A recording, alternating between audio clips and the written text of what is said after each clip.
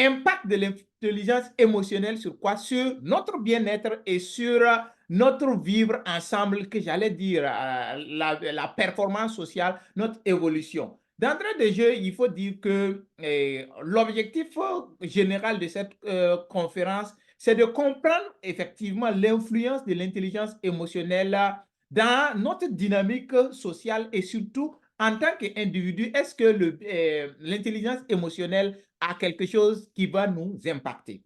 Alors, de façon spécifique, je pense que nous allons travailler d'abord à connaître, comprendre le concept même d'intelligence émotionnelle. Qu'est-ce qu'on peut comprendre par intelligence? Qu'est-ce qu'on peut comprendre par émotion? Et qu'est-ce qu'on peut comprendre essentiellement par l'intelligence émotionnelle? Deuxième partie ou deuxième objectif spécifique que nous allons aussi travailler à connaître, c'est analyser en fait le lien entre l'intelligence émotionnelle et le bien-être personnel. Et qui parle d'intelligence émotionnelle va forcément parler déjà, j'ouvre, de développement personnel. Et nous allons revenir sur leur imbrication. Et troisièmement, l'objectif spécifique, c'est d'explorer les implications pratiques entre l'intelligence émotionnelle et les autres domaines de la vie. Donc, première partie, comprendre les concepts. Deuxième partie, relation, bien-être individuel, personnel et intelligence émotionnelle. Troisième partie, intelligence émotionnelle et vie sociale et vie en société. Alors, pour mener à bien notre conférence, nous nous sommes appliqués, infligés, j'allais dire, un plan. Et ce plan est constitué de 5 parties.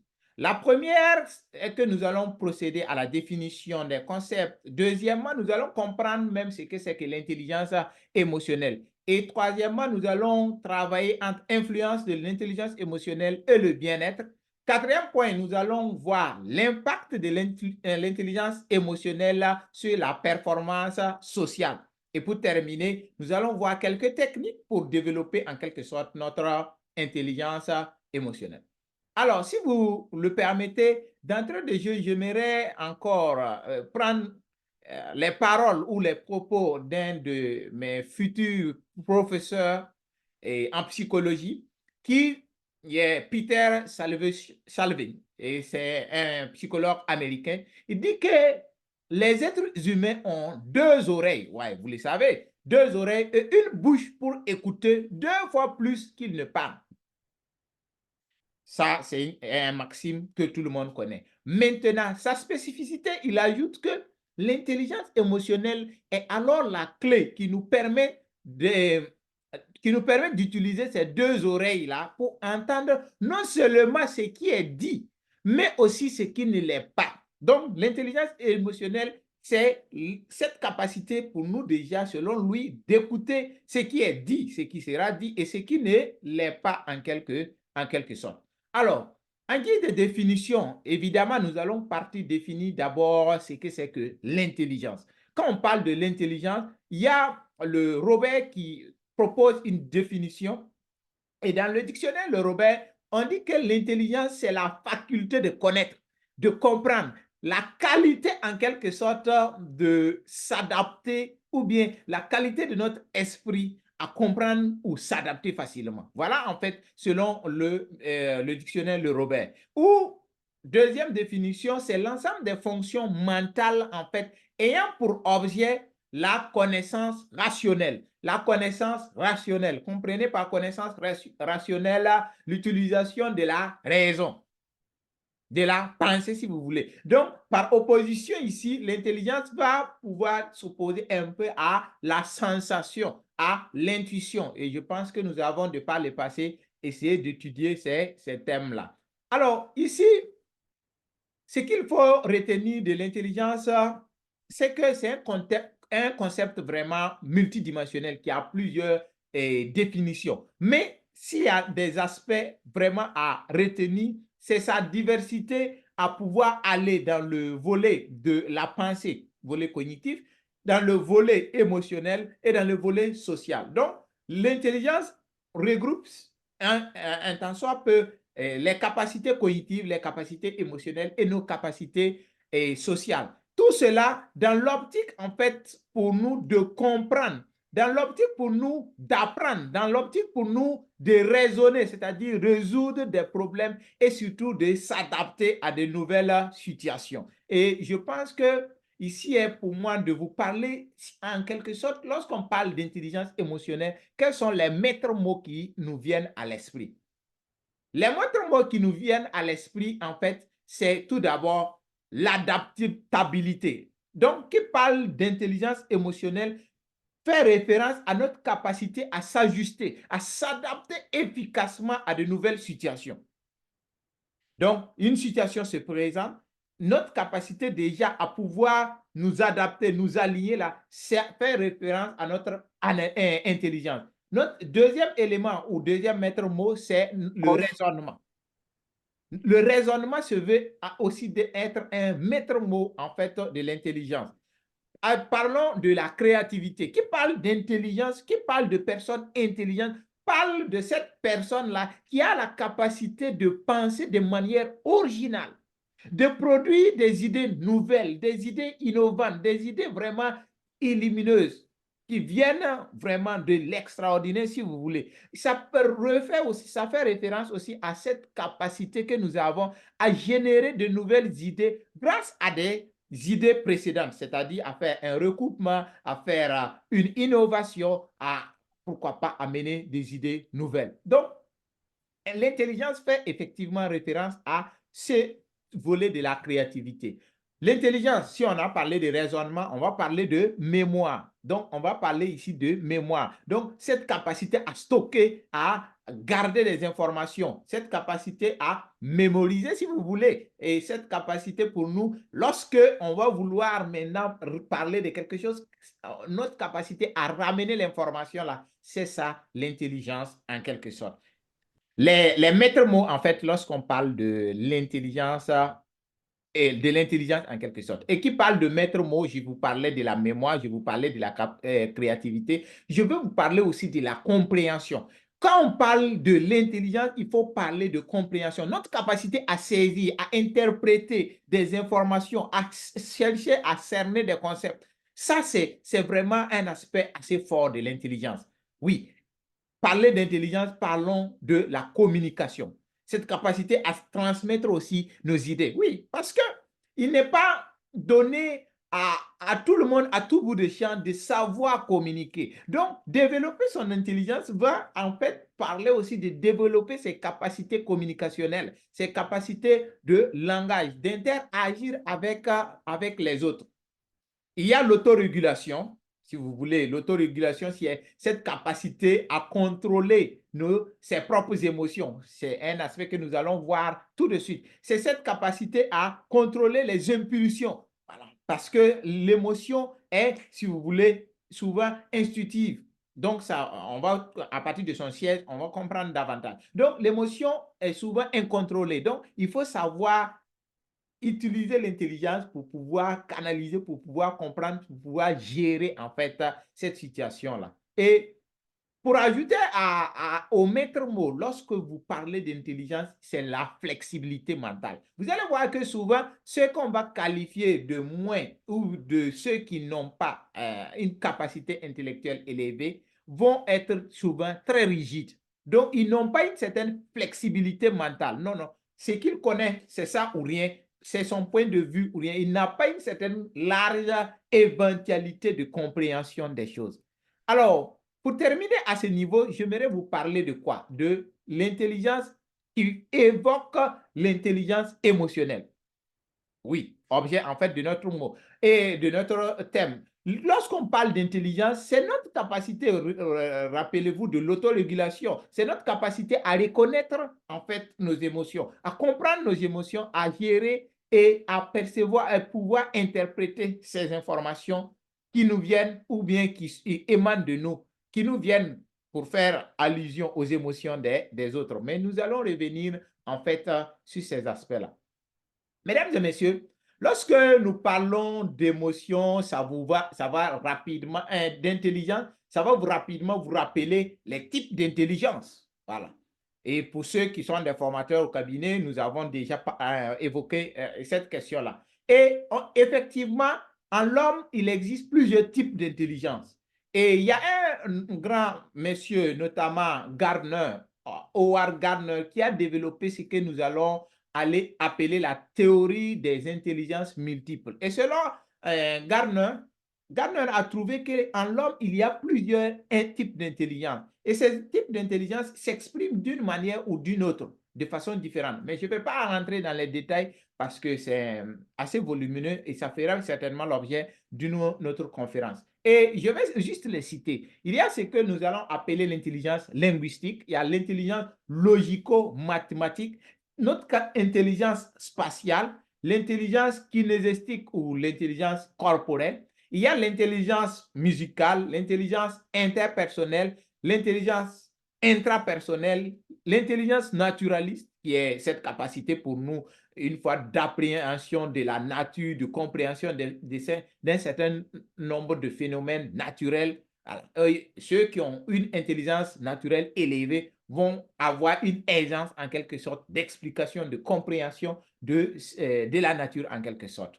Il y a aussi, pour terminer, l'intelligence existentialiste. Donc, ceux qui sont tout le temps dans le focus de la pensée existentialiste, si vous voulez, et cosmique, métaphysique, ainsi de suite. C'est ceux-là qui vont pouvoir peut-être développer leur intelligence et théologique, si vous voulez. Donc, de tout ça, nous voyons qu'il existe effectivement plusieurs types d'intelligence. À côté de ces types d'intelligence, il est vraiment courant aussi d'entendre parler d'intelligence artificielle. Vous vous rappelez, on a discuté de l'intelligence artificielle les semaines passées et je vous invite à aller sur la page YouTube pour suivre ce que nous avons dit à propos de l'intelligence artificielle. Il y a en plus de l'intelligence artificielle, vous allez entendre parler de l'intelligence économique, vous allez entendre parler d'intelligence financière, l'intelligence sociale, il y a l'intelligence relationnelle et alors le thème de ce soir, intelligence émotionnelle. Donc, vous voyez que l'intelligence émotionnelle ou tout type d'intelligence, c'est notre capacité de raisonnement, notre capacité d'analyse, notre capacité de prospection ou bien d'analyse lointaine sur ces questions-là. Donc, en fonction de la thématique que nous allons vouloir aborder, nous allons en quelque sorte associer ça à de l'intelligence en quelque sorte. Voilà, intelligence sociale, intelligence relationnelle, intelligence émotionnelle, etc. Alors, après avoir défini ce que c'est que l'intelligence, il est ici de définir aussi ce que c'est que les émotions. Qu'est-ce qu'une émotion? Et je vais aller parler de l'étymologie même du mot émotion. Et l'étymologie vient du latin motio. Et motio veut dire mouvement, émouvoir, et frisson, etc. Et de motion, on a pu dégager le mot émouvoir. Émouvoir, c'est mettre en mouvement. Donc, l'émotion, c'est en fait cet état, l'état pas l'état en tant que pays, mais l'état avec le petit E là, l'état qui va nous habiter en quelque sorte. Donc, un état affectif qui peut être l'état de douleur ou bien de l'état de plaisir. Voilà, c'est en fait cet élément-là ici. Donc, c'est l'émotion, c'est un état affectif qui nous habite ou bien qui va être en nous et qui va nous troubler ou bien qui va influencer notre comportement. De ce qui précède, nous voyons automatiquement que lorsqu'on parle d'émotion, on va avoir ce que nous allons appeler ici une expérience subjective. Donc, ce que X va recevoir comme émotion ou Y va recevoir comme émotion face à un stimulus, face à une situation, ne sera pas la même chose. On se comprend à ce niveau. Donc, il y a vraiment ce volet subjectif-là qui se veut, qui est présent au niveau des émotions en quelque sorte. Et les émotions, leur réaction ou bien la sensation de leur réaction peut être physiologique. Donc, ça peut être vraiment au niveau physiologique ou au niveau, si vous voulez, physique. Et ça peut aussi être au niveau psychologique. Donc, une émotion peut avoir des réactions psychologiques en quelque sorte. Et tout ça là, ça peut en fait venir de ce que nous allons appeler des stimulus. Et ces stimulus aussi sont à plusieurs ordres, soit des stimulus physiques, une aiguille qui vous touche, voilà, quand on vous pique, ça va créer une émotion. Ou bien, je prends un exemple, voilà. Si vous êtes dans de l'eau froide, ça va créer ou générer une émotion. Donc, c'est en fonction des stimulus externes ou internes là, on peut développer plusieurs types d'émotions. Peut-être exemple de stimulus interne. Vous commencez à penser à quelque chose que vous avez vu ou bien vous avez mangé hier. Voilà.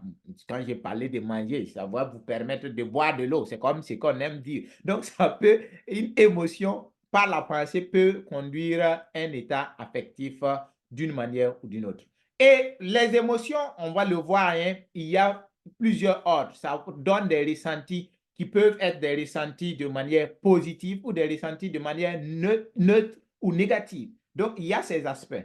Soit une émotion qui vous habite peut engendrer une réaction ou une situation positive, une situation négative ou même une situation neutre, donc une situation en fait d'indifférence si vous voulez. Alors, donc, on voit que les émotions, c'est vraiment des aspects très, très importants qui nous habitent. Et pour terminer, quant à la définition de l'émotion, il faut avoir retenu que lorsqu'on parle d'émotion, on parle d'expérience subjective. Lorsqu'on parle d'émotion, on parle de réaction. Réaction qui peut être physiologique, réaction qui peut être psychologique. Lorsqu'on parle d'émotion, on parle aussi d'expression comportementale, c'est-à-dire la réaction face à l'émotion qui va nous habiter. Donc, les circonstances peuvent être là et les circonstances vont engendrer en fait des émotions. Et maintenant, ces émotions vont nous conduire à une expression qui peut être corporelle, qui peut être vocalisée, c'est-à-dire on peut pousser des cris. Donc, ça, c'est face au stimulus, on va pousser des cris, ainsi de suite. Maintenant, je vais terminer à ce niveau déjà pour vous rappeler un principe de développement personnel qui dit que nous ne sommes pas maîtres des circonstances, nous ne sommes pas maîtres des émotions, des situations, des événements, si vous voulez, mais nous sommes maîtres de comment nous faisons face, quelle réaction nous allons avoir face à ces émotions-là. Vous voyez déjà, à partir de là, nous allons comprendre où nous rentrons dans le vif du sujet qui est en quelque sorte l'intelligence émotionnelle. Donc, l'émotion est. L'émotion est. Maintenant, comment nous allons faire de cette émotion? Quelle réaction allons-nous donner à cette émotion-là? C'est tout ça vraiment le volet de l'intelligence que nous allons en quelque sorte avoir. Qui parle d'émotions, on va toujours parler des types d'émotions. Et là aussi, je vais revenir là-dessus. Mais déjà, il faut savoir que lorsqu'on parle des émotions, on peut les regrouper sous plusieurs angles, soit en formant catégories ou bien des types d'émotions. Et la plupart du temps, on va parler des émotions primaires. Et dans les émotions primaires, c'est ce que vous entendez parler des 6 émotions primaires: la joie, la tristesse, la colère, la peur, la surprise, le dégoût. Je vais revenir sur ce volet-là. Ce qu'on peut aussi voir, c'est qu'on peut catégoriser les émotions sous la catégorie d'émotions sociales. Ça va être utile pour la suite de notre conférence parce que nous allons parler des comportements à avoir dans la société. Et quand on parle d'émotions sociales, on va parler par exemple de la honte. La honte, c'est une émotion, c'est un sentiment d'embarras, c'est un sentiment de gêne, si vous voulez. Et lorsque nous faisons violation à une norme sociale, à une situation sociale, qu'on nous voit ou que l'on ne nous voit pas, c'est ça aussi qui est intéressant. Donc, la honte que nous allons ressentir là, que ce soit aux yeux des uns et des autres, non, que ce soit en notre fort intérieur, nous allons sentir ce gêne-là, cette situation d'embarras. Et c'est une émotion sociale qui est là. Il y a la culpabilité qui rejoint en fait un peu la honte, mais la culpabilité ici, c'est le remords que nous allons avoir. C'est ce sentiment de responsabilité, c'est notre responsabilité. Et on se sent coupable. C'est une émotion. Il y a l'orgueil qui est là. Et c'est cette fierté, ce sentiment de réussite personnelle là, c'est une émotion. Il y a la jalousie qui est aussi émotion sociale en quelque sorte.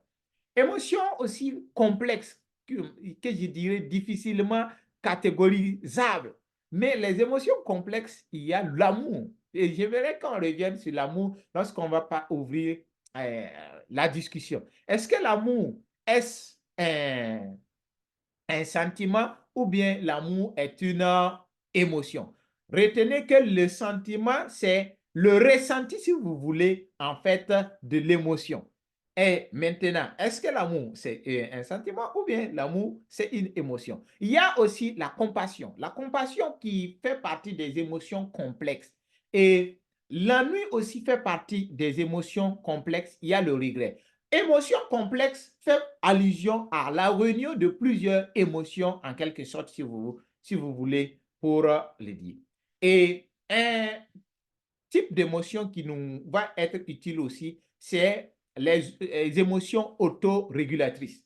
Et quand on parle d'émotions autorégulatrices, je pense rapidement au calme, à la confiance, si vous voulez, à ces sentiments en nous, de nos capacités, de notre valeur ou bien de ce qu'on peut faire ou ne peut pas faire. Donc ça fait partie aussi de nos émotions et il y a aussi les émotions d'espoir.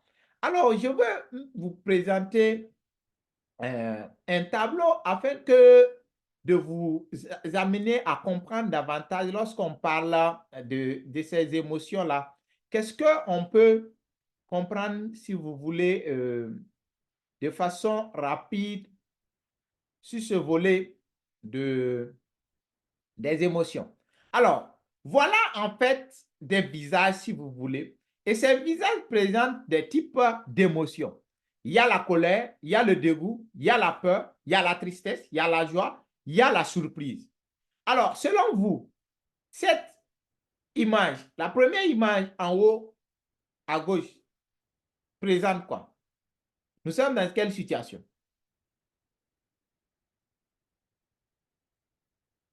Et cette image, autrement dit, pour faire l'exercice, je vais faire simple. Nous allons prendre ici la colère et trouver l'expression de la colère sur le visage à partir de ces images-là. On se rend compte que l'expression de la colère est située ici.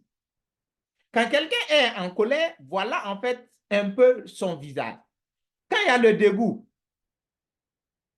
il y a une certaine ressemblance entre cette image et celle-là. Donc, c'est beaucoup plus ici. Voilà. Vous voyez, il fonce les sourcils, voilà. Mais c'est dégoûtant, vous voyez. La peur, là, il y a l'écarquillement des yeux. Tout comme on va le voir, la surprise. Mais la peur, vous voyez, les rides aussi sont là, la bouche, il y a les dents qui sont souvent serrées. Voilà. Ça, c'est la peur. Et la tristesse, là, des fois, quand vous voyez les émojis là, la tristesse, on va voir que les lèvres sont un peu au-dessus. Il y a la joie, là, le sourire est là, on smile, comme on aime le dire. Et finalement, la surprise aussi, il y a l'écarquillement des yeux, il y a la bouche qui est souvent ouverte. Voilà en fait rapidement les émotions primaires qu'on aime voir. Et pour me résumer à ce niveau des émotions primaires, on dit que la peur nous indique la présence d'un danger.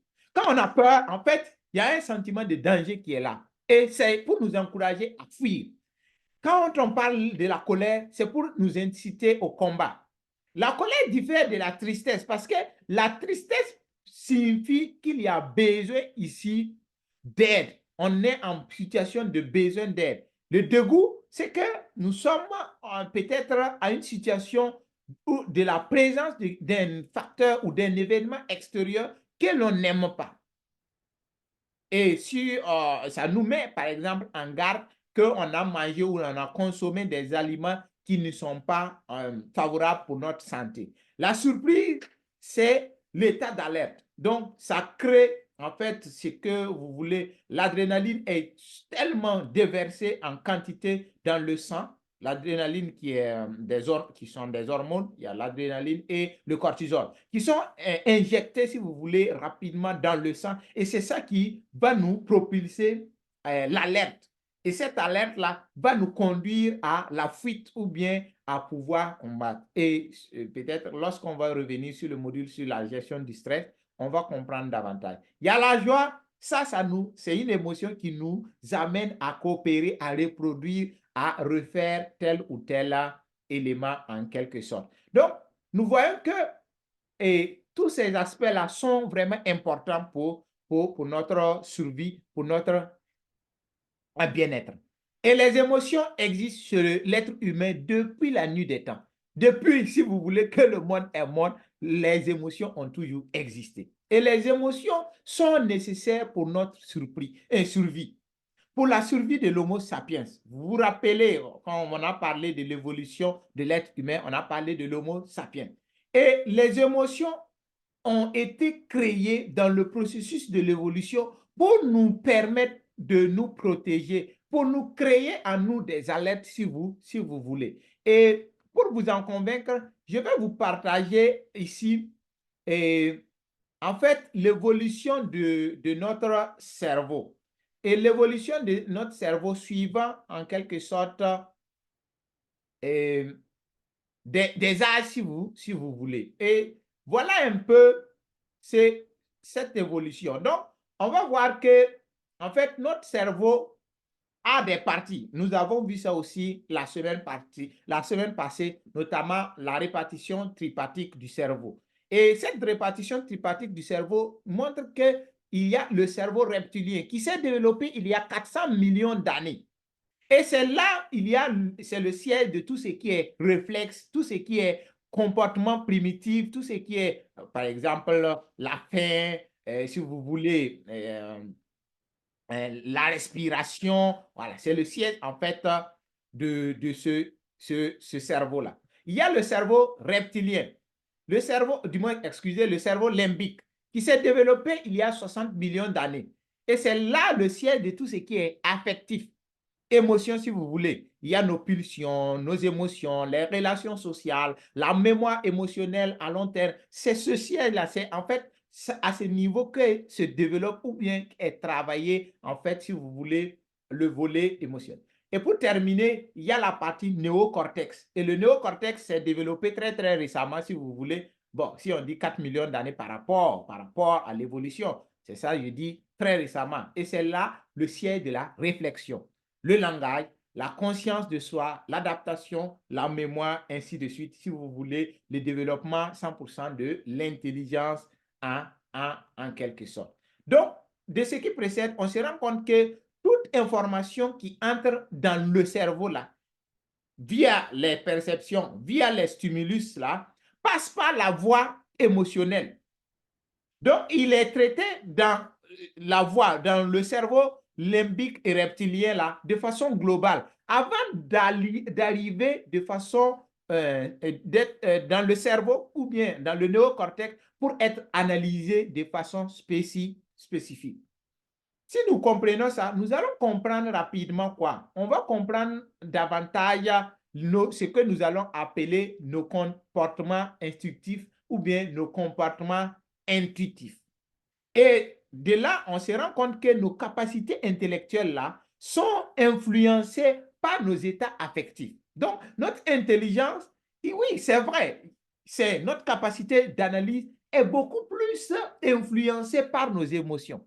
Donc, l'influence des émotions dans le processus de la pensée ou le mécanisme de prise de décision là, que ce soit en psychologie, en théorie comportementale, en sociologie, en neurosciences et surtout en marketing.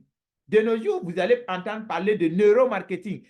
Le neuromarketing va s'appuyer sur comment les gens payent les produits ou achètent les produits et comment créer un système de marketing basé sur ces achats impulsifs, si vous voulez. Ces achats impulsifs en quelque sorte. Donc, c'est vraiment très intéressant de comprendre qu'il y a vraiment une influence de ce cerveau-là. Donc, pour me résumer à ce niveau, comprenez que nous avons trois parties du cerveau selon la répartition tripartite du cerveau. Et il y a la zone primitive ou le cerveau reptilien qui est le cerveau de tout ce qui est pré-programme, tout ce qui est élément de survie. Il y a le cerveau limbique qui est le siège de nos émotions, notamment tout ce qui est motivation, tout ce qui est élément de défense, voilà, et que nous allons appréhender ce soir. Il y a le néocortex ou la zone,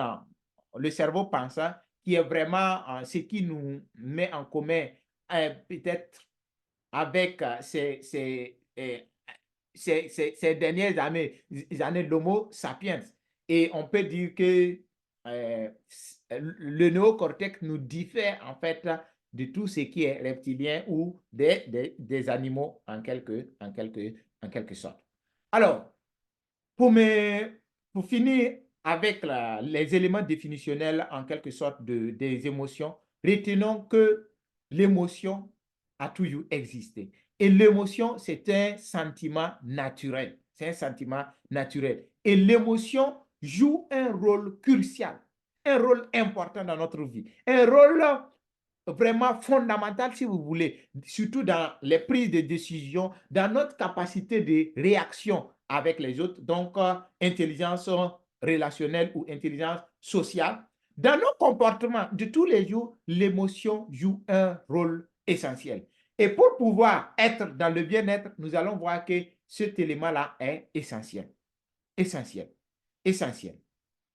Alors, intelligence et émotion, intelligence émotionnelle. Et d'aucuns entendent parler souvent de quotient intellectuel, quotient émotionnel. J'aimerais vous parler de ces trois différents centres, ou bien les centres ou les quotients de l'homme. Et qui parle de quotient de l'homme va parler de quotient intellectuel, quotient émotionnel, quotient social, quotient moteur, etc. Il y en a beaucoup, il y a plusieurs types de répartition. Mais pour me résumer, lorsqu'on parle de ce quotient intellectuel, vous vous rappelez de la définition de l'intelligence. Donc, c'est ce quotient qui fait référence à la pensée. Et son siège, la plupart du temps, on le localise dans le cerveau. Donc, c'est cette capacité de cognition, de pensée, si vous voulez. Il y a le quotient moteur, cette capacité pour nous d'aller, de passer à l'action, de faire des mouvements. Et ce centre-là, c'est beaucoup plus la colonne vertébrale. Donc, si vous partez dans le volet spirituel, on va revenir sur ce quotient moteur, mais je ne rentre pas dedans. Pour terminer, en ce qui nous concerne ce soir, c'est le centre émotionnel ou le quotient émotionnel que les gens vont entendre parler de QI, QE, QM. Donc, QS, quotient QE. Et le quotient émotionnel fait référence à l'intelligence émotionnelle. Et l'intelligence émotionnelle, c'est vraiment la clé de toutes les portes. C'est la clé d'entrée, en fait. Et si vous voulez, on va se rendre compte que l'intelligence émotionnelle, j'allais dire, prime sur l'intelligence intellectuelle ou bien le quotient intellectuel. Le quotient émotionnel prime sur le quotient intellectuel en quelque sorte. Et le siège de l'intelligence émotionnelle ou bien le quotient émotionnel, c'est le cœur. C'est le cœur. Voilà. Même si de ce qui précède, on a vu où se loge dans le cerveau la partie le cerveau limbique en quelque sorte, la partie où le siège, où sont traités tout ce qui est émotion. Alors, deuxième partie de notre communication, après les définitions, parlons de l'intelligence émotionnelle en quelque sorte. Qu'est-ce que c'est que l'intelligence émotionnelle? On a vu, lorsqu'on définissait l'intelligence, que l'intelligence émotionnelle, c'est notre capacité à reconnaître, notons ça, à reconnaître, à comprendre, à gérer nos propres émotions. On fait de l'intelligence émotionnelle si nous savons ce qui nous habite comme émotion authentiques. Nous faisons de l'intelligence émotionnelle si nous arrivons à analyser les émotions qui nous habitent.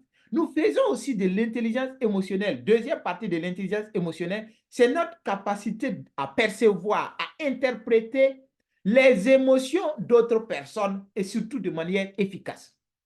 Donc, lorsque vous parlez de l'intelligence émotionnelle, voyez déjà deux vagues, deux éléments, deux catégories.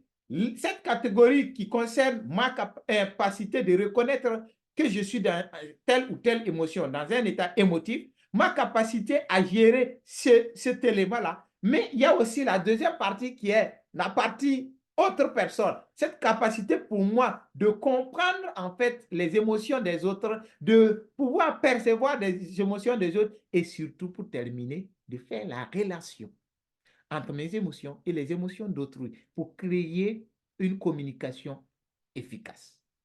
Comprendre mes émotions, comprendre les émotions des autres pour, à la fin, travailler à installer une émotion, un comportement social agréable, un comportement social enviable. Donc, lorsqu'on parle d'intelligence émotionnelle, cela implique en fait cette capacité pour nous de pouvoir résoudre les problèmes. Parce que si l'autre, je dirais autrui ici, a une émotion qui n'est pas la même émotion que moi, ça peut entrer en conflit. Alors, moi qui fais de l'intelligence émotionnelle, moi qui comprends ce que c'est que l'intelligence émotionnelle, je vais pouvoir installer une communication, un rapprochement entre les différentes émotions-là pour pouvoir créer un comportement professionnel agréable, un comportement social agréable, un vivre ensemble, si vous voulez, agréable.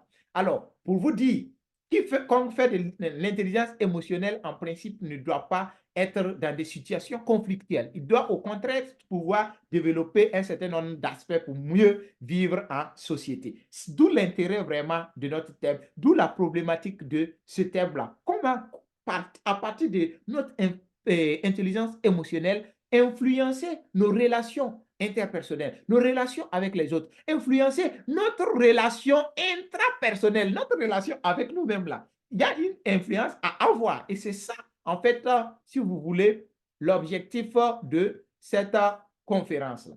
Alors, nous allons aussi parler de la conscience de soi comme composant en fait de l'intelligence émotionnelle. Lorsqu'on parle de l'intelligence émotionnelle, on va voir ce volet confiance en soi, cette capacité de maîtrise de soi, cette capacité de motivation. Parce que quand vous allez faire de la motivation, vous partez motivation, émouvoir, motion, émotion.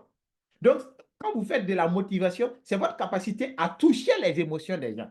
Et c'est ça, lorsqu'on forme les formateurs, lorsqu'on forme les motivateurs scolaires, c'est cette capacité à toucher l'émotion de l'élève, cette capacité à toucher l'émotion de la personne pour pouvoir l'amener en mouvement, pour pouvoir l'amener à se déplacer, pour pouvoir l'amener à atteindre un objectif, pour pouvoir l'amener à faire ce qu'il a envie de faire et atteindre son plein potentiel et atteindre vraiment ce pourquoi il est là, ce qu'il veut réaliser. Donc, voilà en fait en quoi regorge l'intelligence émotionnelle de façon générale ou qu'est-ce que c'est que l'intelligence émotionnelle?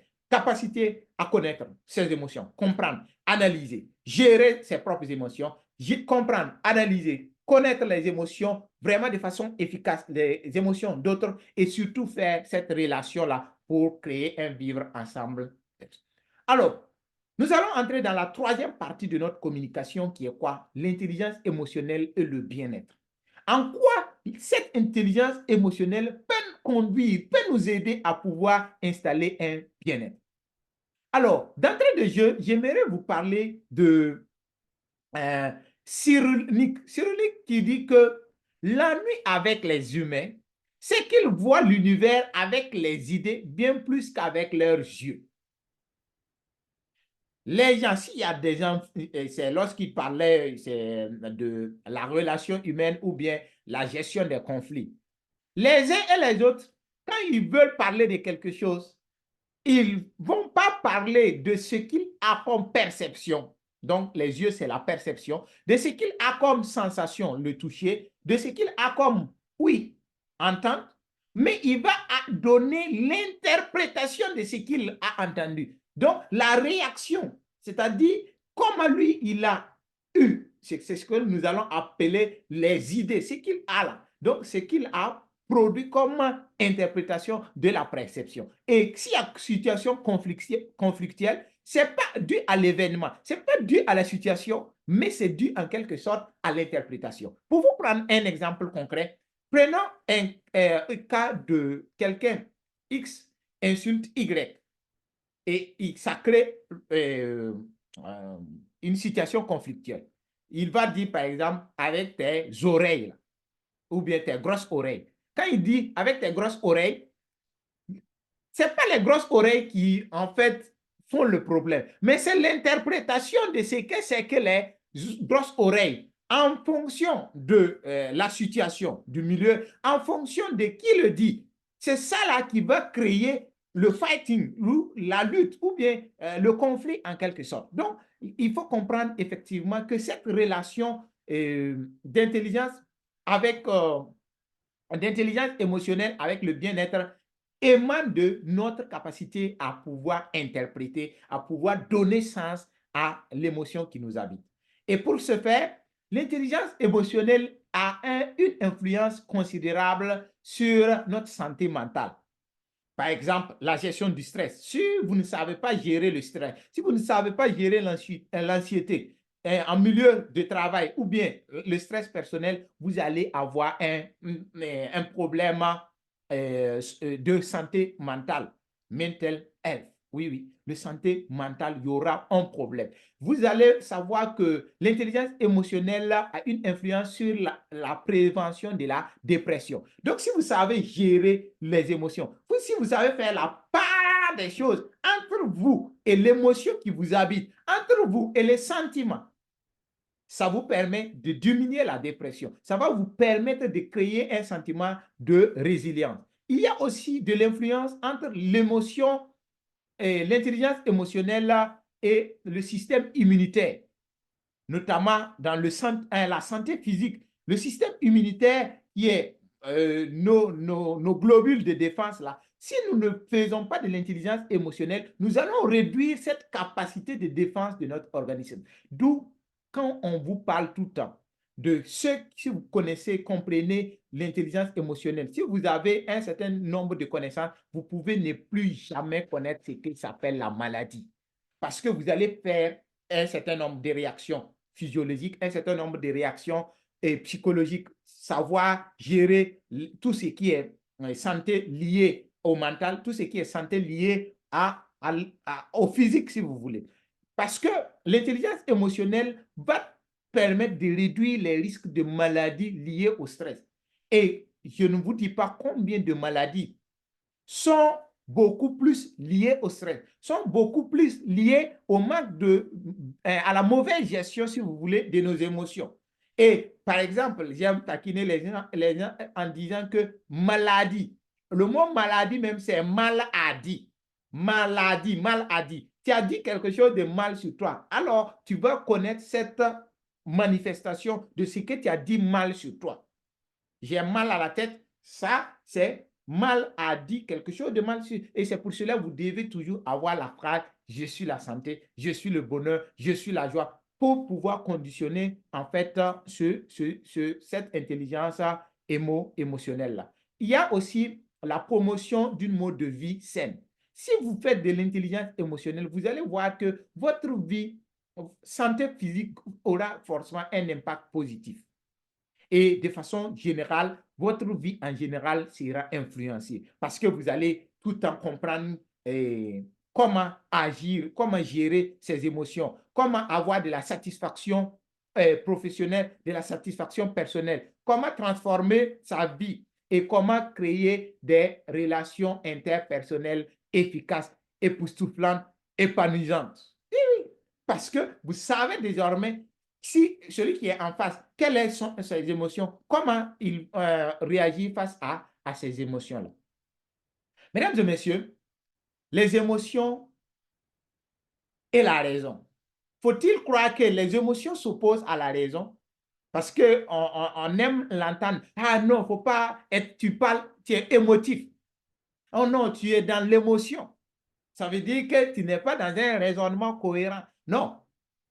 Moi, à mon avis, les émotions sont au cœur de notre comportement, effectivement. Les émotions sont au cœur de notre interaction. Les émotions sont au cœur de la compréhension, de l'expression. Et l'intelligence, c'est l'analyse, si vous voulez, logique, l'analyse en fonction d'un précédent, de ce qui est. Alors, il y a un rapprochement à faire. Cette capacité pour nous, alors, de travailler à, j'allais dire, gérer, modifier ce qui est. Parce qu'il y a l'information qui est là, mais nous avons notre capacité à modifier cette perception-là. Nous avons cette capacité à transformer. Et c'est fabuleux lorsque nous faisions le certificat en hypnothérapie. Vous savez, il y a cette capacité par le langage à envoyer des mots, envoyer des phrases. Et petit à petit, vous allez changer la perception d'une situation qui, au départ, était une situation défaitiste, une situation mauvaise, une situation qui n'encourage pas, à une situation d'enthousiasme, à une situation de bonheur. Et c'est pour cela, je peux dire à ce niveau, qu'on aime dire que euh, le mal, c'est un bien mal perçu. Parce que si vous ne savez comment jouer, comment regarder sous l'angle ensoleillé de la chose, vous allez pouvoir, en fait, vous en sortir. S'il y a une situation, regardez le côté ensoleillé et vous allez voir que vous êtes en train de pratiquer de l'intelligence émotionnelle. Voilà. Il y a une situation qui est peut-être communément, on va dire, c'est une situation mauvaise, une situation non plaisante. Regardez le côté ensoleillé de la chose. Regardez, est-ce qu'il n'y a pas des avantages? Il y a beaucoup d'exemples, mais vu le temps, je ne peux pas venir vous parler de ces exemples-là. Donc, ça permet d'améliorer notre prise de décision. Si on a un peu de recul, si on a cette capacité de sonder, d'analyser, ça va augmenter nos capacités communicationnelles, notre puissance communicationnelle, parce qu'en fonction de la situation, en fonction de la personne qui est là, en fonction de plusieurs paramètres, on sait comment calibrer la communication. Comment faire de l'intelligence émotionnelle? Comment impacter le quotient émotionnel de la personne qui compte à plus de 80% dans le processus de compréhension des choses. Ça va nous permettre aussi de tolérer le stress. Le stress étant cette pression qu'il y a. Non, quand tu fais de l'intelligence émotionnelle, tu vas savoir tu vas du moins pouvoir gérer cette situation.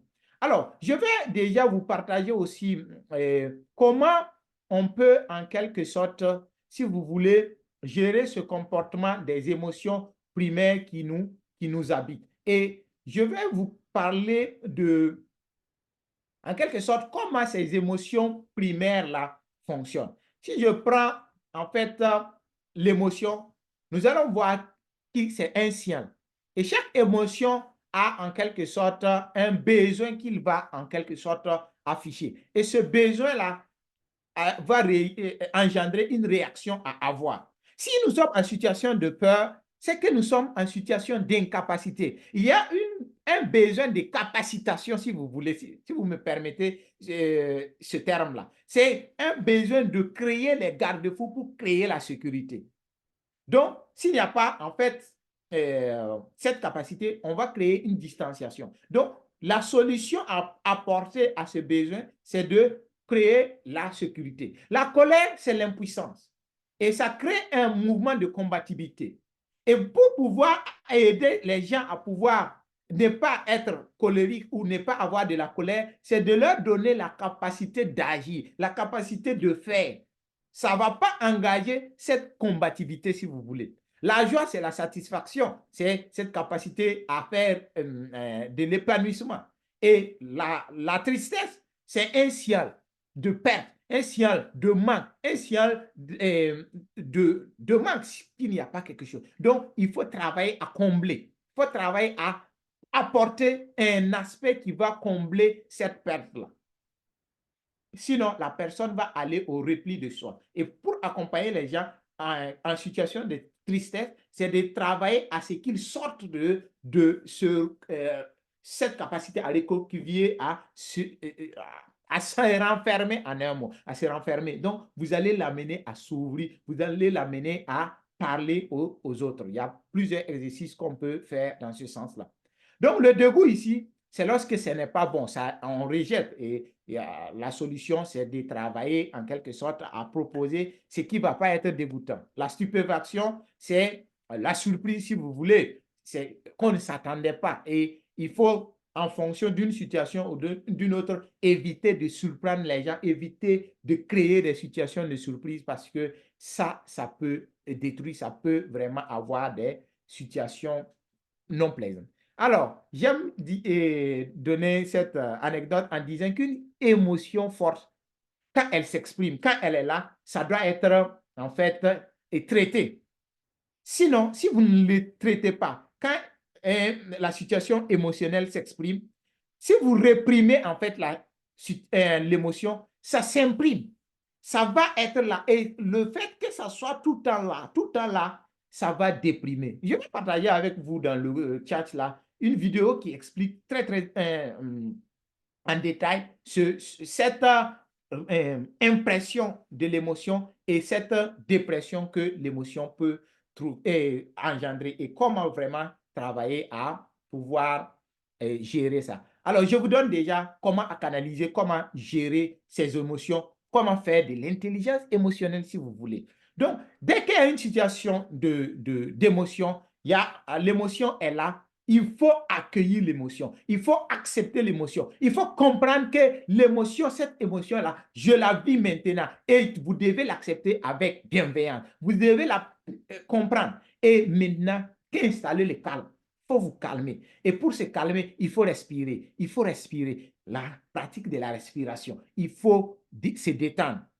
Il faut se détendre. Il faut diagnostiquer pour voir le pourquoi de cette émotion. Quelle est l'origine de l'émotion? Et savoir que l'émotion, ce n'est pas vous. L'émotion est là, qui vous habite, qui crée un sentiment en vous. Mais vous, vous êtes là. Vous n'êtes pas votre émotion. Vous n'êtes pas en fait partie prenante. Même si vous vivez l'émotion, ça fait toute une différence. Si nous comprenons cet élément-là. Et si nous comprenons cette situation de dédoublement, si vous voulez, là, entre le Roland qui est émotif, qui vit la situation, et le Roland pur, le Roland, moi, le Roland qui est, ça fait une différence et ça va vous permettre de pouvoir gérer. Alors, il faut passer à l'expression de cette émotion-là. Il faut pouvoir, deux fois, trouver quelqu'un à qui vous allez parler. Il faut trouver les moments pour vraiment exprimer, oser dire, parler de l'émotion. Oui, je ne suis pas content, je dis je ne suis pas content. Ça soulage, ça permet en fait de se détendre. Et puis finalement, il faut décoder. Voilà un processus psychologique pour accompagner les gens en situation d'émotion, tristesse, dégoût. Voilà. Mais ça demande beaucoup d'autres exercices, ça demande beaucoup de connaissances pour pouvoir accompagner les gens dans ce sens. Mais néanmoins, déjà, ça vous permet de pouvoir installer le bien-être personnel là chez vous. Donc, comprenons que l'intelligence émotionnelle là, et le principe cognitif, vraiment, ça aide, ça aide. Voilà. Ça vous permet, comme je le disais, de pouvoir comprendre beaucoup d'aspects, de pouvoir facilement vous en sortir en quelque sorte. Alors, pour terminer, c'est l'impact de l'intelligence émotionnelle sur les performances sociales. Et qui parle d'intelligence émotionnelle sur les performances sociales, nous l'avons développé. Nous l'avons développé en long et en large. C'est l'intelligence émotionnelle et les relations avec dans notre vie de tous les jours, nos relations chaque jour. Et qui parle d'intelligence émotionnelle avec ou influence de l'intelligence émotionnelle dans la relation ou dans la performance sociale, dans nos relations, va parler en quelque sorte de l'intelligence relationnelle. C'est un module que j'ai animé et peut-être si vous voulez, on peut revenir aussi sur ça. Mais il faut comprendre, c'est cette intelligence, cette capacité de comprendre les émotions d'autrui, d'installer une communication interpersonnelle efficace, d'installer une communication qui va nous aider à aller de l'avant. Voilà. Donc, de pouvoir avoir des interactions vraiment efficaces, productives, des interactions qui vont nous aller de l'avant. Et ces interactions-là prennent en compte la parole, prennent en compte le paraverbal, prennent en compte le visuel, prennent en compte la gestuelle, prennent en compte plusieurs aspects en fait de notre interaction avec les uns et les autres. Donc, pour me résumer dans ce volet-là, il faut savoir que lorsqu'on parle de l'intelligence émotionnelle comme influence dans notre vie de tous les jours, c'est que entre les interactions, il y a souvent de l'expression de l'émotion qui est là et qui crée des situations, soit de manque de compréhension, soit de manque d'intérêt, soit d'égoïsme. Donc, ça va constituer en quelque sorte, si vous voulez, les obstacles pour créer une bonne relation. Ça va créer la distanciation, les préjugés, les stéréotypages, les préjugés. Rappelez-vous des 4 accords Toltec. Ne faites pas de suppositions. Il y a beaucoup de suppositions. Et quand vous faites les suppositions, ça peut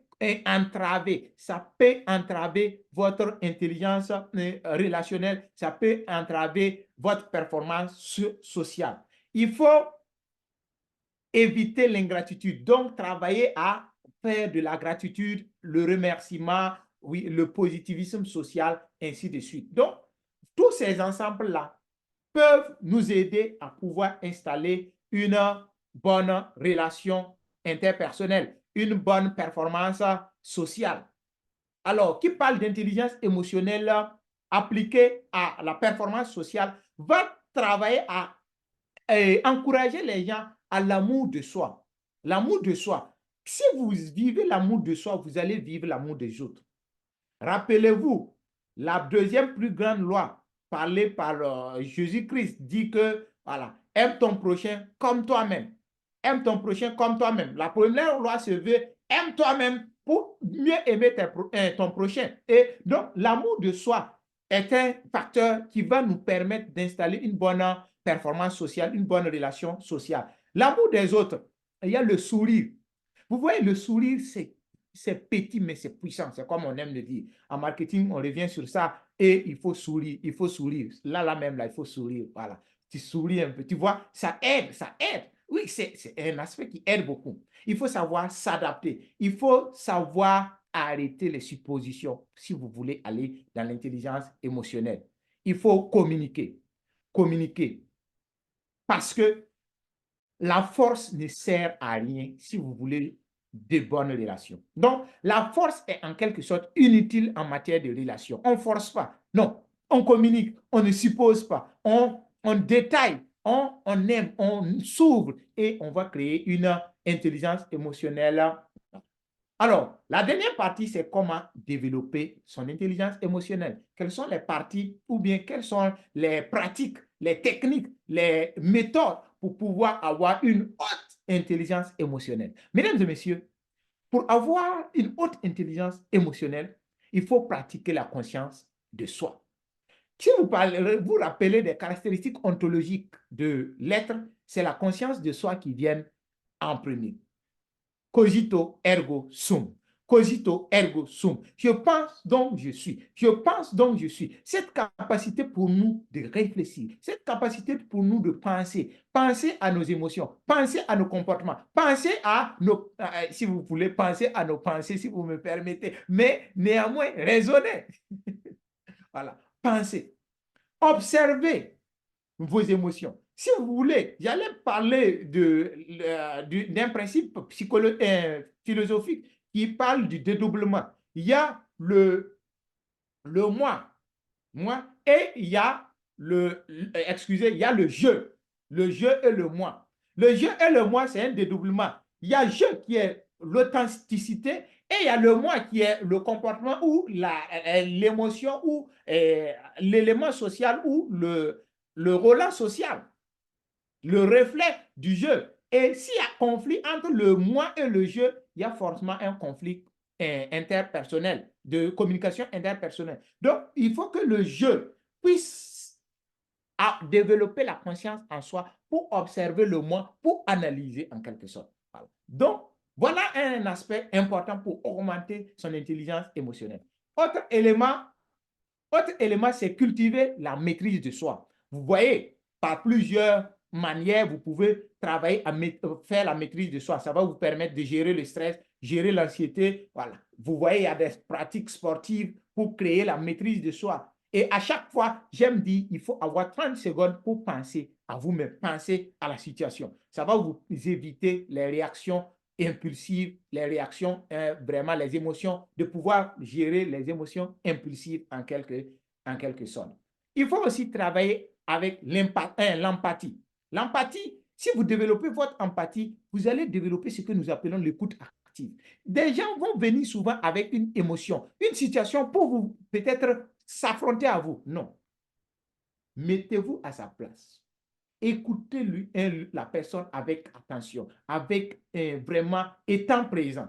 Si vous êtes présent, vous développez cette empathie-là, la personne va pouvoir se rendre compte qu'il y a l'émotion qui est là, mais lui, il est là et ça va aider énormément en quelque sorte à pouvoir créer de bonnes relations. Quatrièmement, je vous invite à créer des compétences sociales, apprendre à communiquer par exemple, apprendre à parler, à dire clairement ses idées, à développer les capacités de résolution de conflits. Ça, c'est un autre module, certainement, qu'on va voir. À augmenter votre intelligence relationnelle, c'est-à-dire savoir garder des relations positives avec les gens. Ça va augmenter votre intelligence émotionnelle. Pratiquer la collaboration.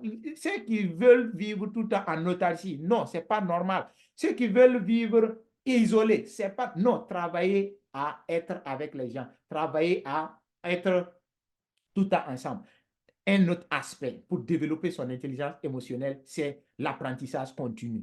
C'est le développement personnel. C'est tout le temps apprendre.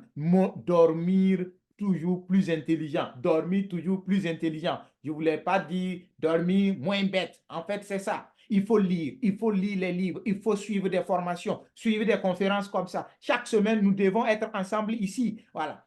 Et ça va augmenter en nous l'intelligence émotionnelle. Vous allez voir que ceux qui ont souvent un certain panoplie de connaissances, une large éventualité de connaissances, ils ont une réaction vraiment posée. Ce n'est pas des gens qui sont dans l'émotif, ce n'est pas des gens qui sont impulsifs, non, parce qu'ils analysent plusieurs angles avant de donner sa position. Solliciter les retours d'informations, écouter les gens, les conseils et recevoir ces conseils-là et ça va vous permettre de pouvoir vous développer davantage, développer votre intelligence émotionnelle. Alors, pour terminer, je vais inviter les uns et les autres à pratiquer le sport. Ça permet de gérer le stress, ça permet de la maîtrise de soi qu'on en parlait, ça permet de développer l'estime et la confiance en soi. Alors, mesdames et messieurs, c'était Coach Roland, votre coach de vie. Je suis coach de vie, coach psychothérapeute. Et nous pouvons vous accompagner en ligne, nous pouvons vous accompagner par des formations, par du coaching et des entretiens pour développer davantage votre intelligence émotionnelle. Et pour me résumer à ce niveau, il faut comprendre que l'intelligence émotionnelle, c'est un facteur vraiment prédominant pour notre bien-être. Si nous voulons vivre chaque jour dans la joie, il faut faire de l'intelligence émotionnelle. Si vous voulez avoir une parfaite collaboration avec les gens, les uns et les autres, il faut faire de l'intelligence émotionnelle. Et pour terminer, je dirais merci à vous qui êtes là. Ceux qui viennent pour la première fois, il faut savoir que ces conférences publiques, chaque semaine, c'est des wake-up classes. Wake-up class, c'est des sessions de masterclass pour développer un certain nombre de thèmes. Des thèmes qui, de tout ordre, hein, entrepreneuriat, éducation financière, développement personnel, métaphysique, cosmologie, ontologie, africanité, ainsi de suite, ainsi de suite. Et c'est tous dans l'optique de toujours apprendre, de toujours aller à la connaissance. Sur ce, je vous dis sincèrement, merci pour votre attention, merci pour votre présence